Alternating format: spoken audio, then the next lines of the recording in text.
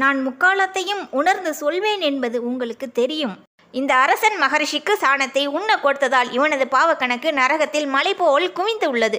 இது அவருக்கு தெரிந்ததும் பாவக்கணக்கை தீர்ப்பதற்காக கண்ணியருக்கு தான தர்மங்கள் செய்து அதோடு நற்போதனைகளும் செய்கிறார். ஆனால் மன்னரை சிலர் தவறாக பேசி அவருக்காக குவிந்து வைக்கப்பட்டிருந்த மலையளவு பாவக்கணக்கிலிருந்து பேசிய ஒவ்வொருவரும் ஒவ்வொரு கவளமாக பங்கிட்டு கொண்டனர். தற்போது கடைசி கவளம் மட்டுமே இருந்தது. மன்னரை நீங்கள் தவறாக பேசியதால் அந்த கடைசி பாவக்கணக்கின் பங்கை நீங்கள் எடுத்துக்கொண்டீர்கள்.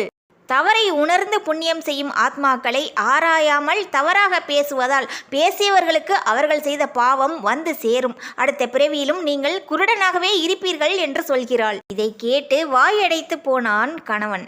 ஒருவரை பற்றி ஆராயாமல் குறை சொல்வதால் நாம் செய்த புண்ணியத்திலிருந்து அவர்களுக்கு ஒரு பங்கும் அவர்கள் செய்த பாவத்திலிருந்து ஒரு பங்கு நமக்கு வந்து சேரும் என்பது இறைவன் வகுத்த பாவக்கணக்கு.